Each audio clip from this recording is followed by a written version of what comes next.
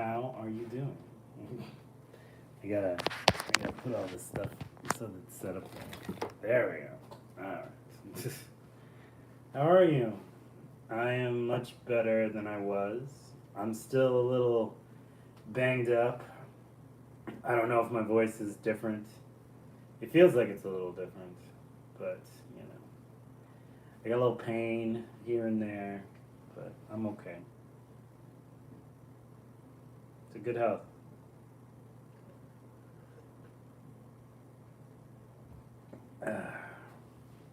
So, I have been very, very sick. I don't know if you have been following what's been going on, but I had COVID again. It took me down pretty hard, actually. I was unexpecting. It was definitely unexpected, and so I'm just reshaping all of this. There we go. And you know, it was just it was wild. It was not one of those things where you plan in any way to get COVID twice, and yet you do, and it is miserable. Trying to figure out a way to get this going. There we go. And it is it's pretty miserable actually. It's not a good wonderful feeling. This round was particularly difficult. I had a lot of pain in my chest, in my ribs. I'm still kind of achy, but I'm not coughing like crazy. I'm not just laying in bed this whole time. I'm walking around. I'm eating food again. I was having a hard time eating food. It was all kind of crazy. But like I said, I'm back.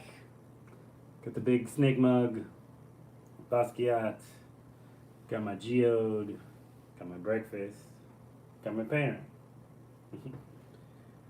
Yeah, just wild. Just wild. So today's meal is a Mediterranean salad with a little bit of quinoa, a lot of vegetables, some hummus, some lemon juice, some olives, a little feta, tomatoes, cucumbers, spinach, paprika, some veggie little chicken thingies. I hope I can eat all this. I don't know that I can, but I will try. Yeah. I spend the majority of my time, honestly, laying in bed.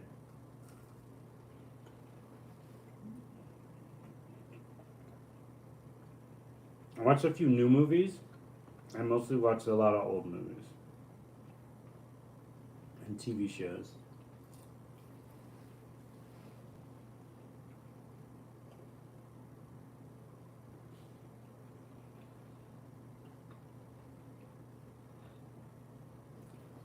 I got recommendations from some YouTube channels to watch stuff, so I did.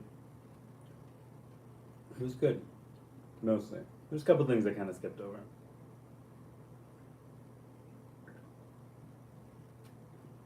Played some video games, read some books, just tried to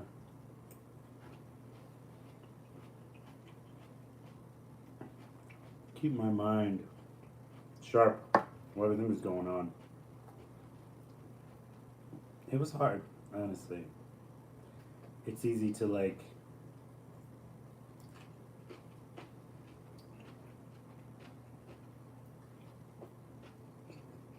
it's easy to spiral into what ifism. When you're sick and you've known lots of people who've died from COVID or complications from COVID. And then with the diabetes, it's kind of like I couldn't do orange juice.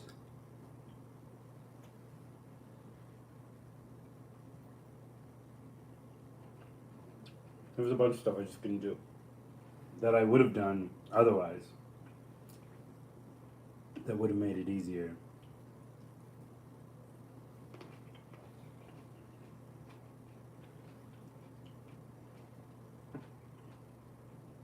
No Gatorade.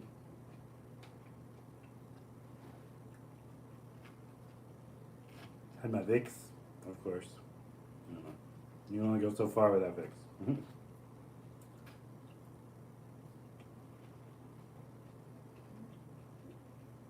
Even though I didn't have an appetite,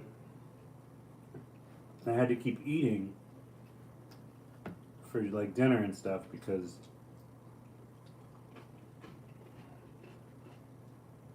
my diabetes medication requires me to eat to take it.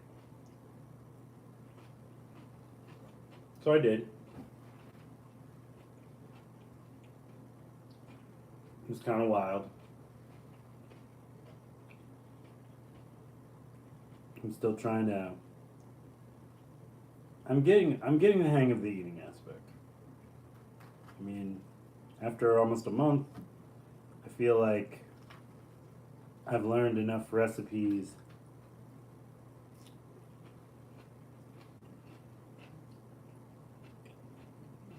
to get me through in a pinch.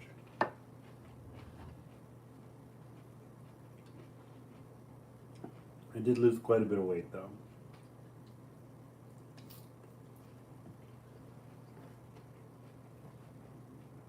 So I gotta try and put some of that back on. I'm like 165 right now. I want to be at about 170.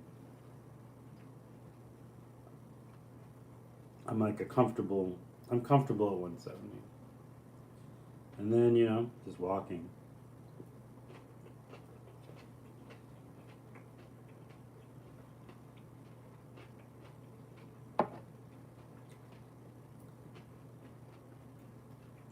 I gotta make it a point to get more exercise in.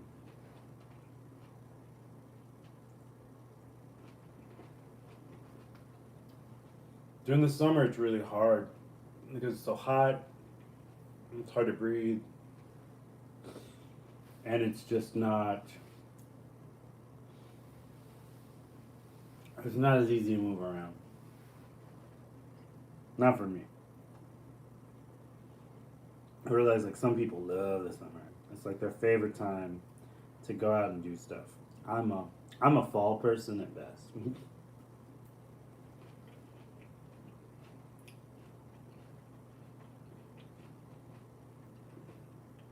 I'm like a fall, early spring person. I enjoy winter, but it's hard to make a living during winter because I'm, mechanic and muralist.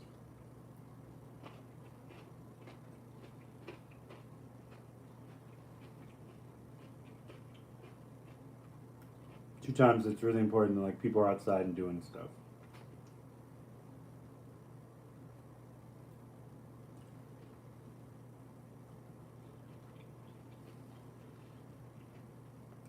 Which in all honesty kind of blows. I can't think of a better term than that. I would love to perpetually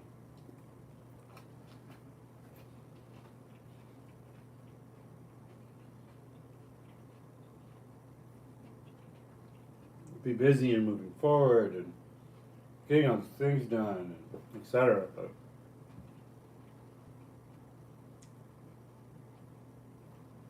it's an up-down type of thing. So,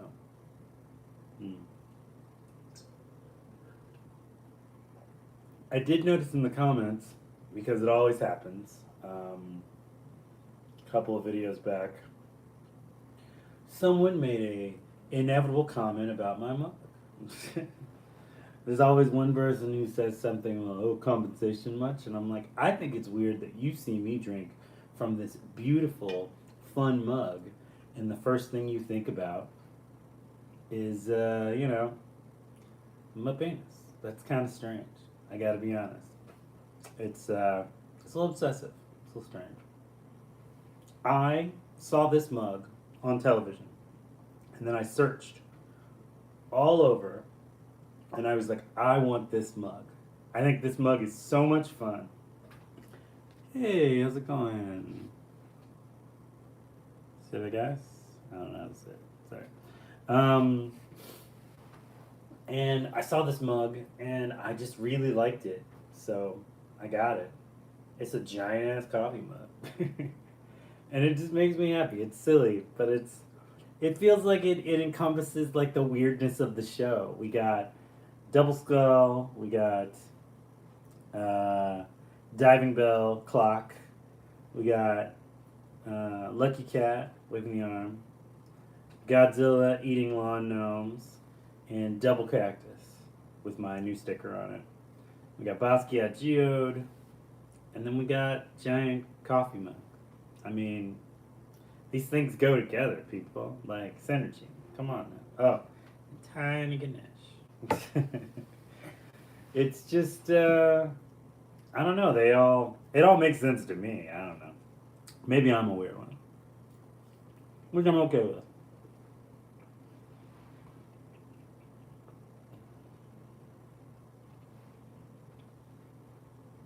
It's all meant to be like eccentric and ridiculous. That's the entirety of the whole thing. If I had my way, I'd have multiples of these.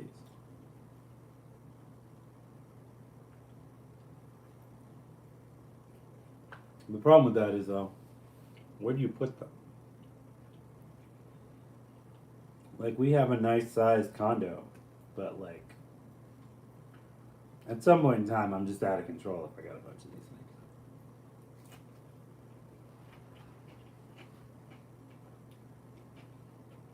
things. It makes me happy. How do you live life and not go with what makes you happy? I've been a painter for so long. A set of four. Jeez. Yeah. No, I'm not. I'm not getting in that fight with my wife. When we have a house, maybe. Maybe. The big question will be: will I be able to find three more of these at some point in my life? I don't know. It's such a strange little niche item that exists.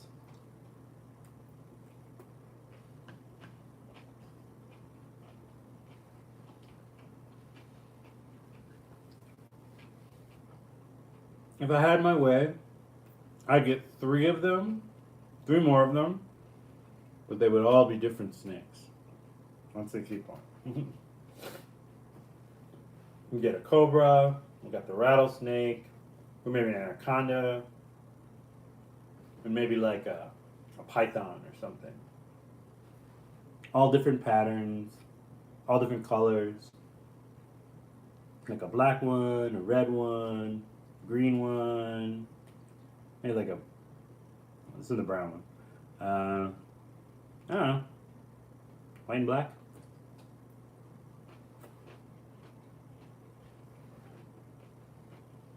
It'd just be interesting. Part of my strange, different variety of them. And then ask people, do you want a blue one? Do you want a red one? Do you want a black one?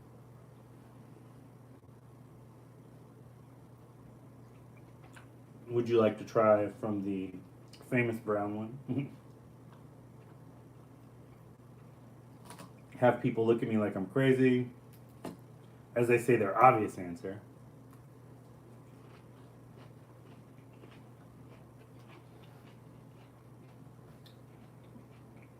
And we chuckle about it,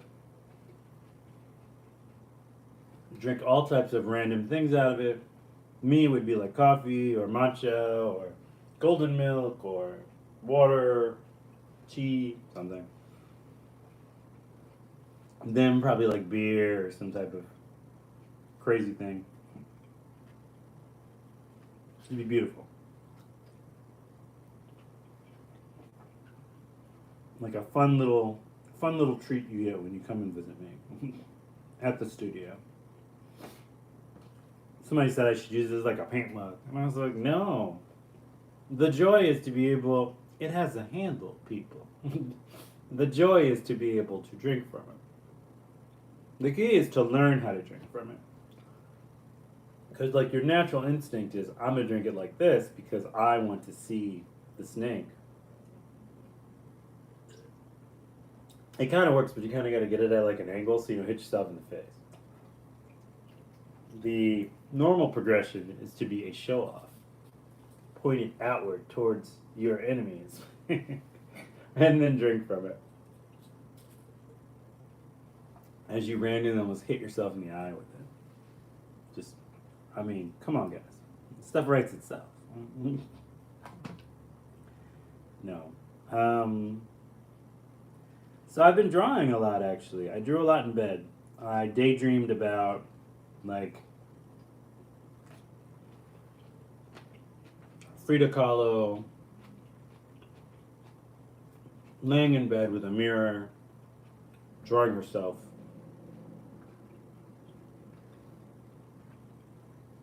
And I just kind of did these studies, you know. I did hand studies, I did texture studies, I did all these types of things. Hold that thought. I'll show you.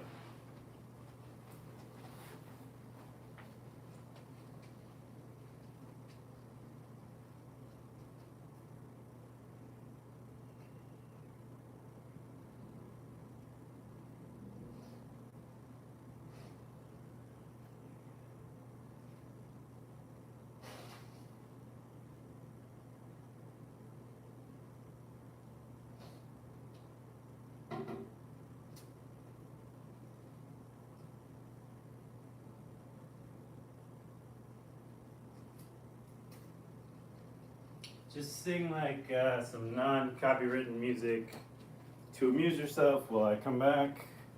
Maybe some Sergio Mendes, maybe some, you know, yeah, you know, Swift and Cool and Young and Lovely, Girl from Ipanema, you know, all these types of things. So I worked on some of these pieces as I was getting sick, and then I worked on other ones while I was sick.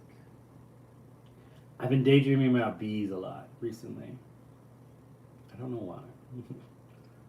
But they were fun. I like these textures a lot. And then from that, I started doing more kind of along the lines of like these guys, where I was doing like finger studies. And then fingernails, and then kind of filling in spaces and going about all these interesting little things. I forget that there's like 2 cameras. So this is simulcast, by the way. This is on the YouTube channel as well as the Instagram. So if you see it on one, just know it's on the other. And then I was kind of working on this one. And I really like how these things have kind of come about and got myself going. What's up, bully? And I really like how they've come about and got nice. So I really like how they've come about, and just, I don't know. Sometimes you gotta do textures. I got some new stickers out right now for those who want. The Goofy Luchador, the Ever-Present Crown, and then my shipping tape for painted files. And yeah, so I just kind of sat down and last night I got like my negative, excuse me. Are you doing these on a large scale? Like big stickers? I mean, I could. I definitely could. I haven't thought about it though. It's a good project to think about, actually. Maybe. It would be fun to do them on a big old scale, on a big old large scale. Get that moving. These crazy like fathead type style stickers.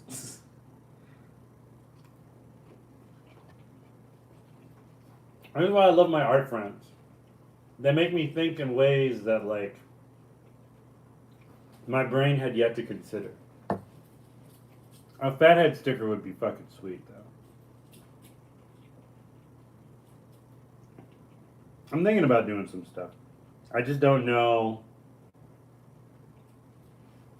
I don't know how I would do them. Always outside the box. Nice.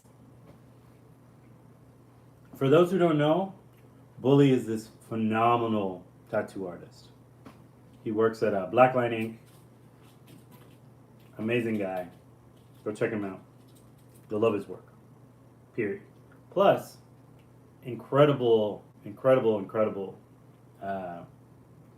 like a screen, I don't know what to call it.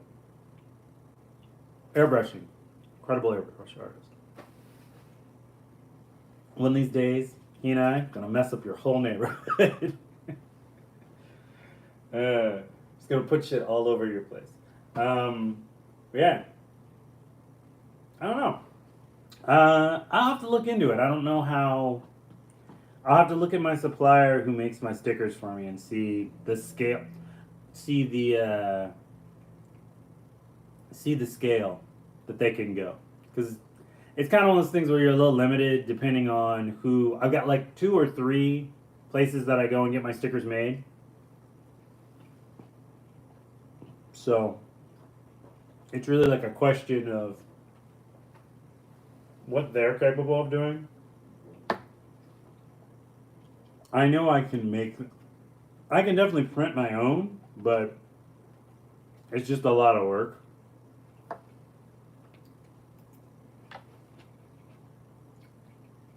The biggest issue I've run across in production throughout the decades is you have to make sure that you don't overproduce, and then you're just stuck with all this extra stuff.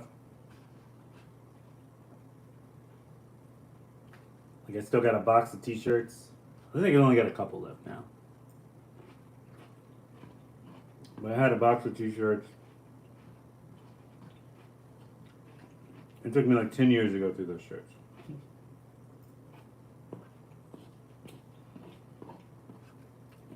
Which is partially my fault because I didn't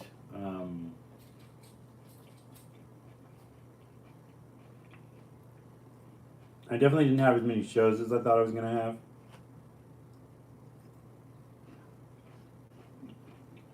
But that was partially because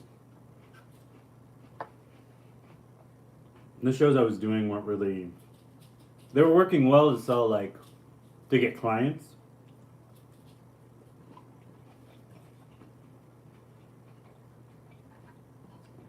But merchandise wise, it was a little more difficult.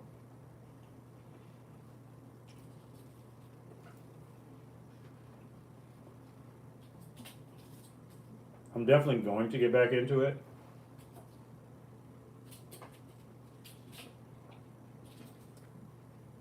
I just don't know that this year is going to be the year that it goes. Chimane, yo yo.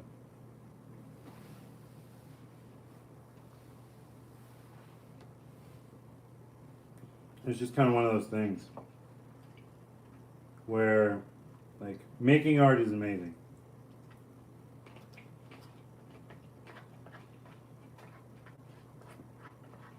Making art to then sell later, purposely, it's a different beast. I think people have this, like, I think people who haven't had to do it before have this misconception that, like, you're, like, making stuff and it's flying off the shelves.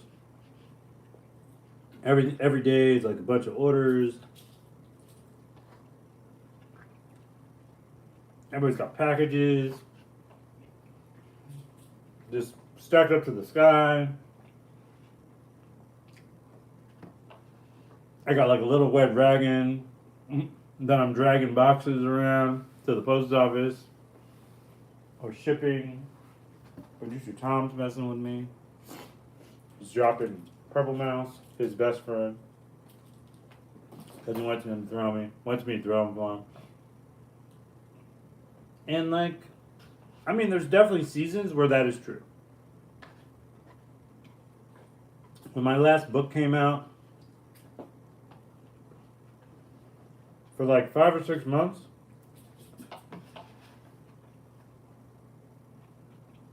all I did was go to the post office and ship stuff off. And that was incredible, so thank you to all you people.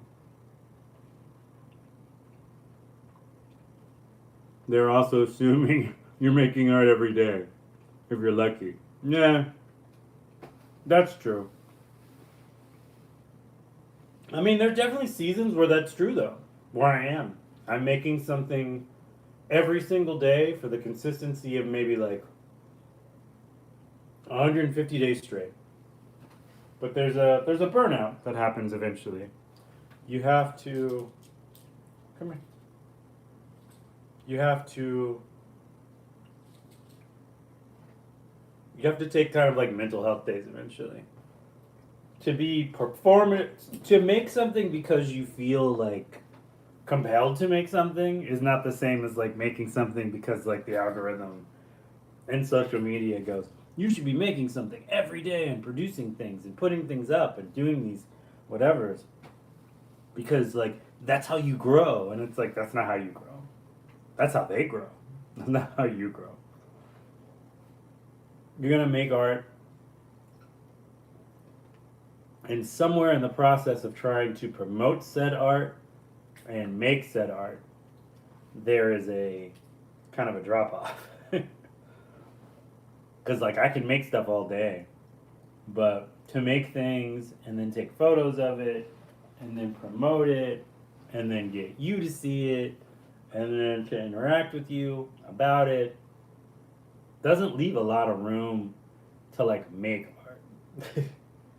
Like I don't understand some of these artists who do that. My only real theory is that one, a lot of what you see is fake and planned. Like I can take 27 photos of different things and I could just set them to post twice a day every day. And so you're seeing things that I worked on maybe 6 months ago. The big problem you run across is that I'm like losing my voice, so I'm gonna have to cut this short soon. The big problem you run across is that people start talking to you about them, and you're like, I don't remember this. I don't remember any of this. I don't remember what that is and who that is or what that's about or anything. I think the hardest part about like putting out art books, is that you get questions about specific paintings and you want to politely explain to people in a way that like I don't know what that is. Like so when you made like Wind and Water, I'm just making up a title because in all honesty that's what I do. I just make up titles for paintings and I put them in books. When you made Wind and Water the painting, like what were you thinking? Like what was the inspiration? Like how big is this? Like all that stuff. And like the details are slightly in some of the books, but for the most part, like you're seeing it you're seeing it for the first time, just like I'm seeing it for the first time in like, I don't know, a year and a half. So I don't know. I just don't. I'm as clueless about this as you are. I love making stuff. It's very beautiful and it's calming and it makes me happy, but I love making it probably more than you like consuming it. And I think that is kind of the point of an artist.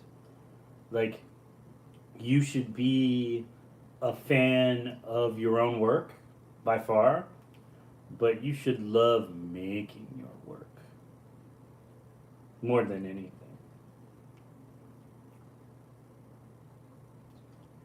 I try to write something down about each piece. I tried that for a while, but sometimes I just there's not anything to it.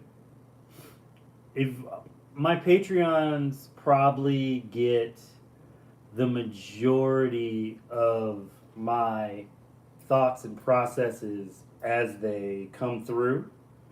So like as I'm like making something, I write like little notes. I'll take like my notes app, I'll take a photo of the process, and I'll write little kind of feelings and emotions about each time like I hit a stopping point. So like I put like a swath of red and yellow flickered and moved about, and then some black goes in, some black ink goes in, and then I make, you know, the face that I was hoping to make or whatever. And or sometimes the process is completely different. And then I'll write like the green really speaks to me here. It reminds me of the tree in my mother's backyard when I was 5. And then I might tell a little story about that. But those things go to them, they don't go to everybody. There's something about being laid bare to people who you've established relationships with that's comfortable. And then the idea of being laid bare to strangers who may, I don't know, shit on your process if they feel so inclined. That's it's a little too open for me sometimes. I don't want to be like this guy. I love Basquiat. I loved his little paint stained jeans. There you go. Both cameras. His little paint stained jeans and his crazy hair and all these things. But there's something to be said about there's a fear in being so wanted and looked upon that everything you do is judged. And maybe it's because I'm older. Like I'm gonna be 42 in March. I know he looks so young. He's so nice. He's so beautiful. But yeah, I don't know. I'm not chasing celebrity. I think celebrity is like this concept where like you're famous and everyone wants to know what you eat and how you live. And I say this as I have a painter show where I show you my food and eat in front of you and tell you about random whatevers. But I don't do this on like a 24-hour basis. This is like a Monday morning type of thing to start the week. So I think there's a certain point where like you want to be able to kind of click it off. Like you don't want people to go like, hey, is that new gray hair? You're just like, back off. They're all gray. Just accept it. I like bend over to tie my shoes or something. Somebody's, wow, you got a lot of gray hair. And you're like, thanks. Weird, but all right. So, as I bid you adieu for the rest of the day, I have art stuff to work on, and I'm going to rest up some more because, like I said, I'm having like my first day not officially. Well, yesterday was technically my first day not COVID positive, but today's like my first real official rest day after that. So I might go lie down. I might work on some stretching, water my plants, who hopefully aren't dead already, and just take it easy. So I hope you have a wonderful week. I shall see you till next time. Painter out. Bye. Ciao. Good night. Good luck. And be nice to yourself. Yeah.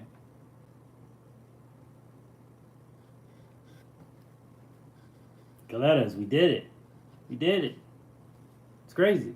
We did it. All right. Have a good day. Have a good week. I'll talk to you later. Ciao. Bye. Peter.